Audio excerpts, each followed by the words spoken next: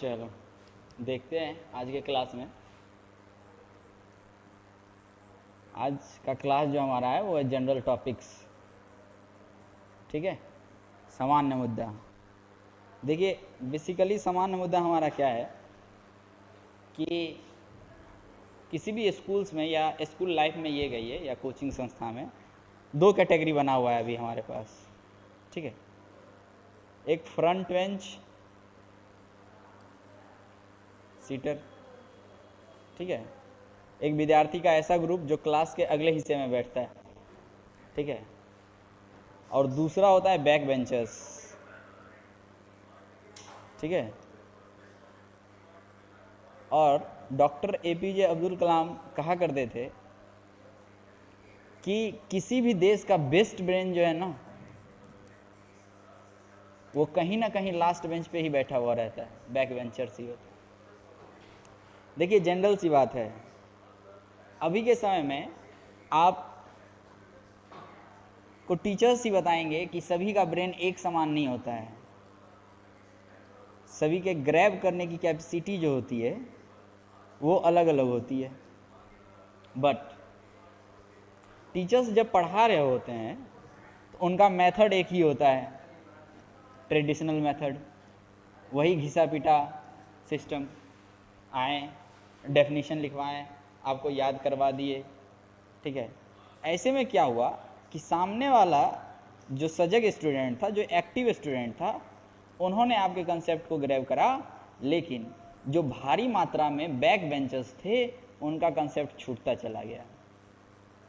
ठीक है, तो सबसे बड़ा सवाल आता है कि जो बड़े हिस्से में बैक बेंचर्स हैं उन्हें कौन पढ़ाएगा। देखिए दो चीज़ है, अभी मैं आपको दिखाता हूँ कि मान के चलिए हमारे पास, समझिए कि हमारे पास अभी दो पेज है, एक है रेड कलर से और दूसरा है हमारे पास वाइट कलर से। ठीक है, और यदि मैं आपको थोड़ा और समझाने का कोशिश करूं इसे, तो ऐसा समझिए कि मैंने इसमें वाइट कलर को कर रखा है। ठीक है, इसे आप ऐसा समझिए कि मैंने इसे पूरा वाइट पेंट कर रखा है। ठीक है, तो कंडीशन बनता है कि आपके सामने अभी दो तरह का पेज है, एक पूरा ब्लैक और एक पूरा वाइट। ठीक है, तो इस दो तरह के पेज में मैं यदि आपसे पूछूं कि ऐसा करना है कि मैं आपको ये दोनों पेज दूं, पेज 1 और पेज 2, तब आपसे बोलूं कि इसमें से दोनों पेज को वाइट करना है, दोनों पेज को वाइट करना है, तो आप क्या कीजिएगा? आप कहिएगा सर ये तो ऑलरेडी वाइट है, इसको वाइट करने में कोई मेहनत है क्या? जीरो वर्क डन होगा। ठीक है, उसी प्रकार से मैं समझाने का कोशिश कर रहा हूं, लेकिन इसमें करने में मेहनत है, यहां पर वर्क है। ठीक है, यहां पर मेहनत है। ठीक है, और यही आजकल टीचर्स नहीं करना चाहते हैं। समझ में आ रहा बात? मैंने कहा आपको कि किसी क्लास में दो कैटेगरी है, एक फ्रंट बेंच सीटर और एक बैक बेंचर्स। और यदि हम respected doctor APJ Abdul Kalam की कथन को दिमाग में रखें तो हम जानते हैं कि बैक बेंचर्स ही हमारे पास बेस्ट ब्रेन देंगे। और यहाँ से हमको क्या करना होगा कि इस दिमाग को निकालना है, फाइंड करना है, क्योंकि आप जानते हैं कि गाइडेंस का बहुत बड़ा महत्व होता है। यदि गाइड गलत एरिया में किया जाए बेस्ट ब्रेन को, तो वही ब्रेन नक्सलाइट भी बन सकता है, आतंकवाद भी बन सकता है, और बनते हैं। आप जानते हैं उनके पास बहुत अच्छे अच्छे ब्रेन पावर्स होते हैं। ठीक है, ठीक इसी प्रकार से हम कहने का कोशिश कर रहे हैं कि ऐसा क्या प्रोसेस अपनाया जाए कि ये वाले लोग, ये जो पढ़ने में अच्छे होते हैं परंतु उनको प्रॉपर गाइडेंस नहीं मिल पाता है, तो उसके लिए क्या करना होता है? हमको अपने मेथड, टीचिंग मेथड में चेंज लाना होता है। ठीक है, अब टीचिंग मेथड में चेंज लाने के लिए एक जनरल सी बात समझिए, कभी गांव में ऑर्केस्ट्रा वगैरह देखे हैं सर? गांव में आप ऑर्केस्ट्रा देखें कभी?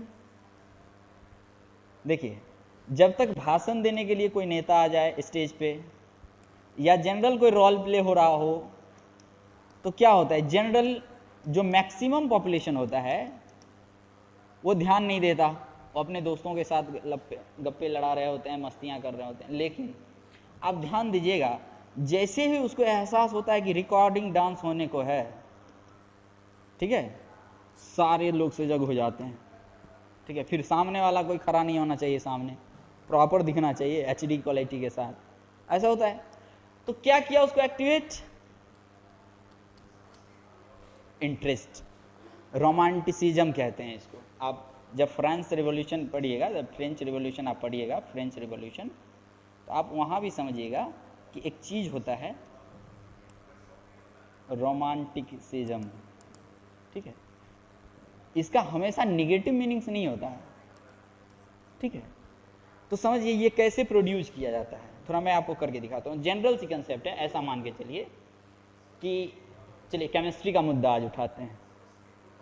ऐसा है कि मुझे केमिस्ट्री आपको समझाना है और बैक बेंचर्स को एक्टिव भी करना है और सामने वाले जो फ्रंट सीटर हैं उनको भी लेके चलना है।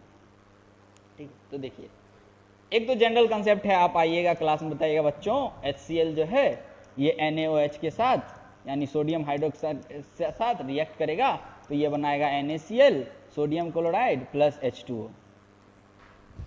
ठीक है, ऐसा कहिएगा, ये ट्रेडिशनल मेथड है। ठीक है, अब देखिए यदि मैं पढ़ाऊँ अपने मेथड से, बैक बेंचर्स को थोड़ा एक्टिव करने की कोशिश करूँ, तो मैं क्या करूँगा। देखिए HCl का प्रॉपर्टी क्या है, मैं कहूँगा देखो बच्चों,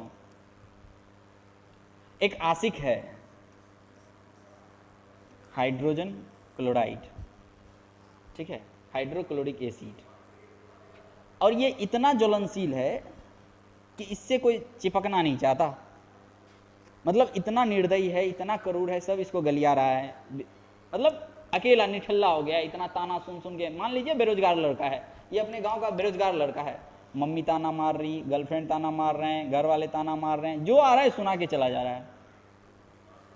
इतना तो आप समझते हैं। लेकिन तभी इसके क्लास में एक और शांत बच्ची का एंट्री होता है, ठीक है, जिसका नाम है सोडियम हाइड्रोक्साइड। ठीक है, देखिए अब क्या हो रहा है ना कि बैक बेंचर्स आपसे कनेक्ट हो रहे हैं।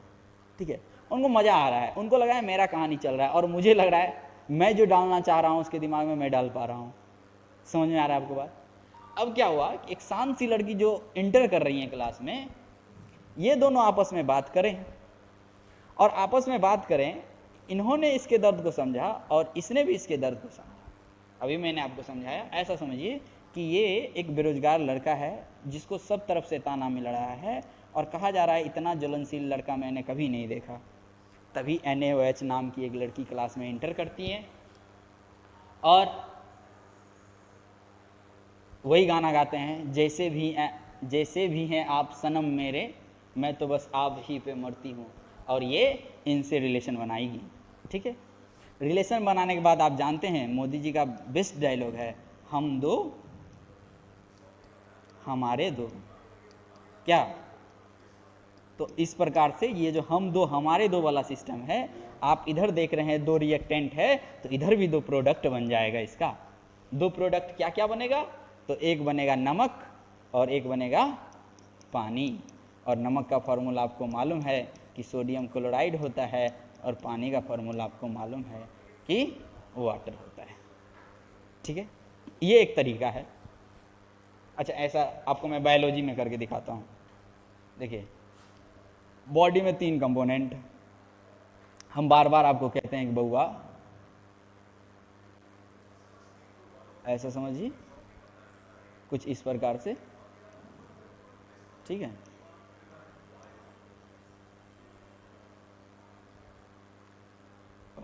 अच्छा ऐसा समझिए, इसको थोड़ा मैं इधर कर देता हूँ या मैं आपको नया ही बना के दिखा देता हूँ। ठीक है,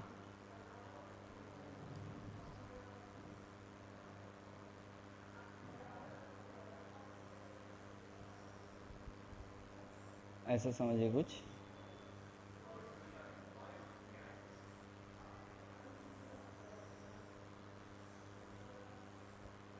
इस तरह से। ठीक है, आप समझ पा रहे हैं मैंने क्या बनाया, respiratory system, human respiratory system मैंने बनाया। इसमें आप क्या कर सकते हैं सो समझिए।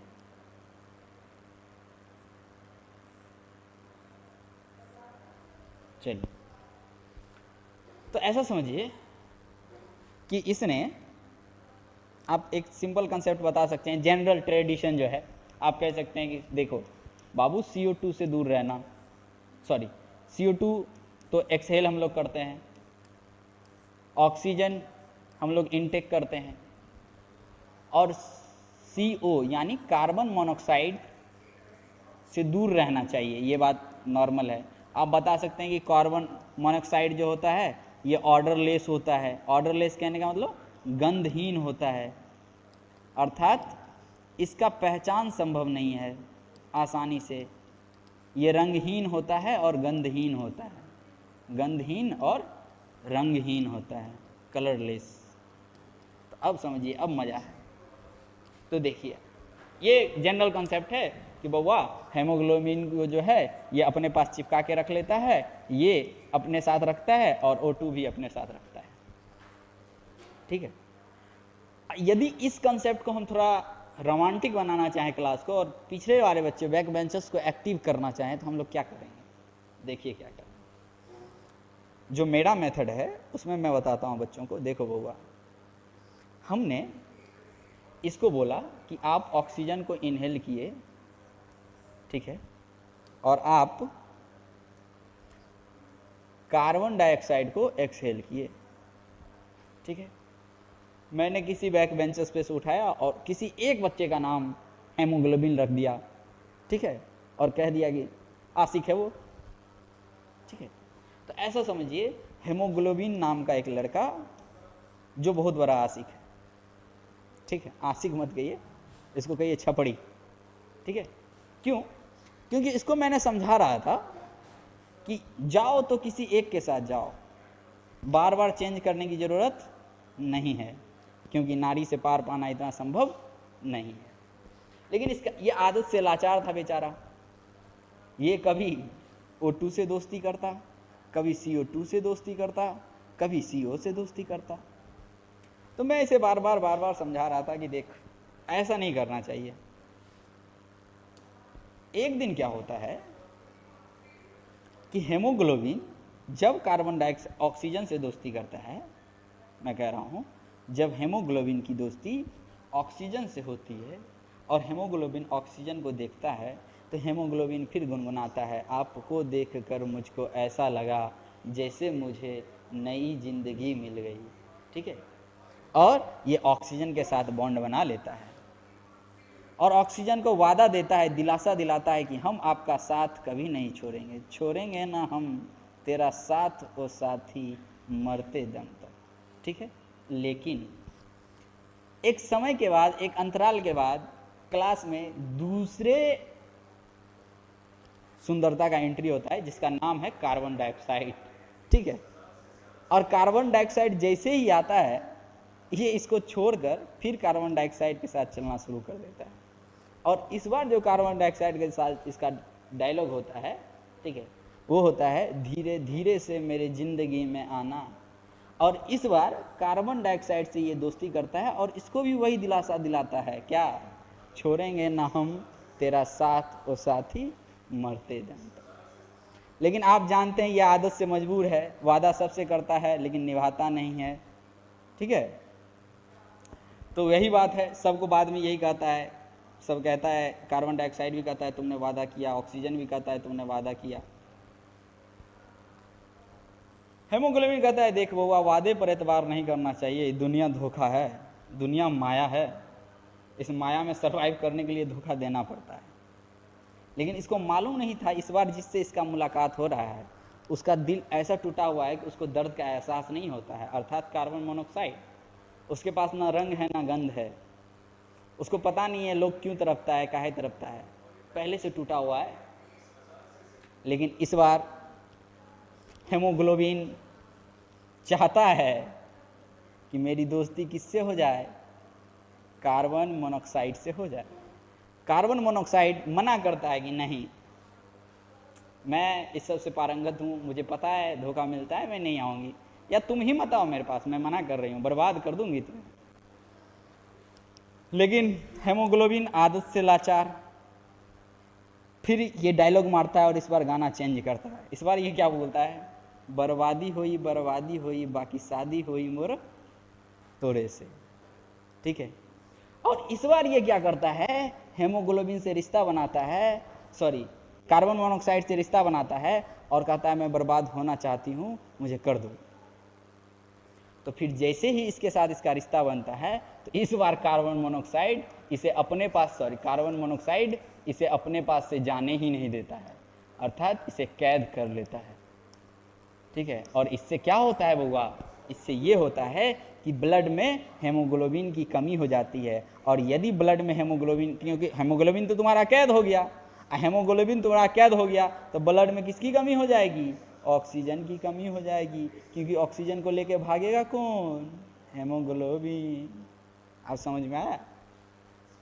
हाँ, तो एक कैसे किस तरह से लास्ट बच्चों को हम कनेक्ट करें, इस बात का चर्चा मैंने किया। और उन सारे उन लोगों को मैंने जवाब भी दे दिया जो हमारे तरीके, हमारे मेथड्स को लेकर सवाल उठाते हैं कि क्लास के माहौल को बिगाड़ते हैं, ठीक है। और आपको मैं बता दूं कि हमारा क्लास जो चलेगा वो बिहार बोर्ड और सीबीएसई दोनों माध्यम से चलेगा। हमारा क्लास ऑनलाइन और ऑफलाइन दोनों माध्यम से चलेगा, ठीक है। आप हमारे एड्रेस काशीपुर पे विजिट कर सकते हैं ऑफलाइन सेंटर के लिए, और